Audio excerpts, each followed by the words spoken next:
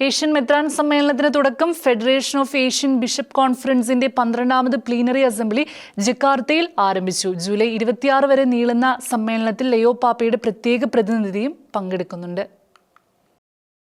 Asian മെത്രാൻ സമ്മേളനത്തിന് തുടക്കം. ഏഷ്യൻ സഭയുടെ ഭാവി ദിശ നിർണ്ണയിക്കുവാൻ ഏഷ്യയിലുടനീളമുള്ള മെത്രാന്മാരും സഭാ നേതാക്കളും ഒരു കുടക്കീഴിൽ ഒരുമിക്കുന്നു. ഫെഡറേഷൻ ഓഫ് ഏഷ്യൻ ബിഷപ്പ് കോൺഫറൻസിന്റെ 12ാമത് പ്ലീനറി അസംബ്ലി ആരംഭിച്ചു.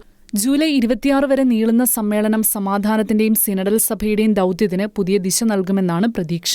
ഇന്തോനേഷ്യയുടെ തലസ്ഥാനമായ ജക്കാർത്തയിൽ ആരംഭിച്ച FABCയുടെ 12ാമത് പ്ലീനറി അസംബ്ലിയിൽ ഏഷ്യയിലെ വിവിധ രാജ്യങ്ങളിൽ നിന്നുള്ള കത്തോലിക്ക മെത്രാന്മാരും വൈദികരും സന്യസ്തരും അൽമായ പ്രതിനിധികളും പങ്കെടുക്കുന്നുണ്ട്. Asia a symphony of hope, communion, participation and mission എന്ന ആശയത്തെ ആസ്പദമാക്കിയാണ് സമ്മേളനം നടക്കുന്നത്. മതസാംസ്കാരിക വൈവിധ്യങ്ങളുടെ ഭൂഖണ്ഡമായ ഏഷ്യയിൽ സഭയുടെ സിനഡൽ യാത്ര കൂടുതൽ ശക്തിപ്പെടുത്തുക, സമാധാനവും സാഹോദര്യവും വളർത്തുക, സുവിശേഷ ദൗത്യത്തിന് പുതിയ മാർഗങ്ങൾ കണ്ടെത്തുക എന്നിവയാണ് സമ്മേളനത്തിന്റെ പ്രധാന ലക്ഷ്യങ്ങൾ. കുടിയേറ്റം, ദാരിദ്ര്യം, സംഘർഷങ്ങൾ, പരിസ്ഥിതി പ്രതിസന്ധി, യുവജന ശാക്തീകരണം, മതാന്തര സംവാദം തുടങ്ങിയ വിഷയങ്ങളും സമ്മേളനത്തിൽ ചർച്ചയാകും. ലയോ 14 പാപ്പയുടെ പ്രത്യേക പ്രതിനിധിയായി ഇന്ത്യക്കാരനായ കർദിനാൾ ഓസ്വാൾഡ് ഗ്രേഷ്യസ് സമ്മേളനത്തിൽ പങ്കെടുക്കുന്നുണ്ട്. മാർപ്പാപ്പയുടെ സന്ദേശം സമ്മേളനത്തിൽ അദ്ദേഹം കൈമാറും.